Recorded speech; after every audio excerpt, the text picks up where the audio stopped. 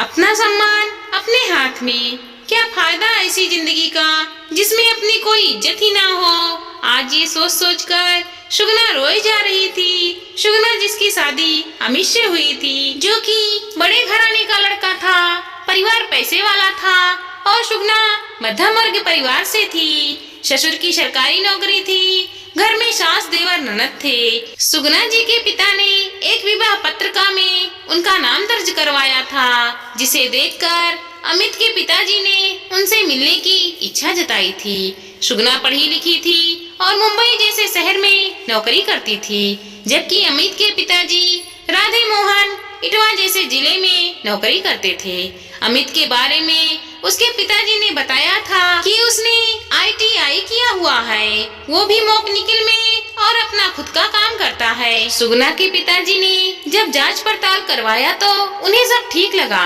अमित के माता पिता बहन भाई जब सुगना के घर पे उसे देखने पहुँचे तो उन्होंने सुगना को पसंद कर लिया, पर सुगना ने कहा कि वो शादी के बाद भी काम करेगी, क्योंकि उसका काम ऑनलाइन हो सकता है।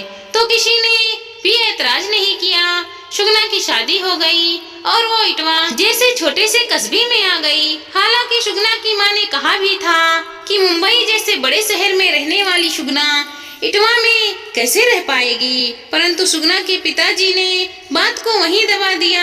सुगना के ससुराल में थोड़े दिन तो सब सही रहा, पर जब सुगना ने देखा कि अमित कभी तो पूरे पूरे दिन घर पर ही रहता और कभी 1-2 घंटे बाहर जाकर फिर घर आ जाता, महीने बीतने पर सुगना ने अपने खर्च के लिए अमित से पैसे मांगे तो उसने कहा मम्मी से मांग लो। जब सुगना ने सास से पैसे मांगे तो उसकी सास ने 2 टोक मना कर दिया कि तुम्हारे पति की तो कोई आया नहीं है और अभी तुम्हारे ससुर की तनख्वाह नहीं मिली है।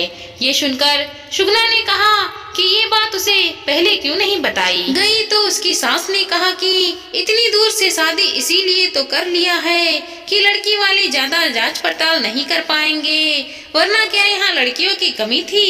ये सुनकर सुगना को बहुत बड़ा धक्का लगा।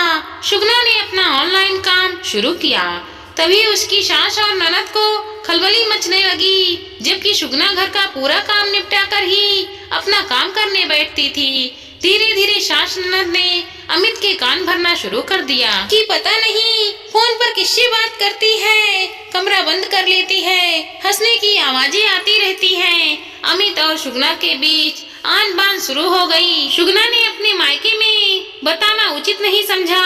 एक दिन ऐसे ही सुगना दरवाजा बंद करके अपने किसी क्लाइंट से बात कर रही थी, तभी अमित पीछे से गुस्से में आया और उसका फोन उठाकर पटक दिया, जिससे फोन टूट गया। अब सुगना का काम भी बंद हो गया। सुगना के घर से अगर फोन आता तो अमित के फोन पर या घर के लैंडलाइन पर आता। सास या ननद कोई ना कोई उसकी बात सुनने के लिए वहीं पर बैठी रहती, जिससे वो अपने घर वालों को कुछ बता भी नहीं पाती। सुगना की स्थिति बद से बदतर होती जा रही थी। उसके खाने पहनने की जिम्मेदारी भी सास और ननद ने ले रखा था। वो अपनी मर्जी से कुछ बना भी नहीं सकती थी। क्या बनेगा और कितना बनेगा वो भी सास ही बताती थी। अगर बनाते समय आटा कम पड़ गया तो सुगना दोबारा आटा मोड़ भी नहीं सकती थी।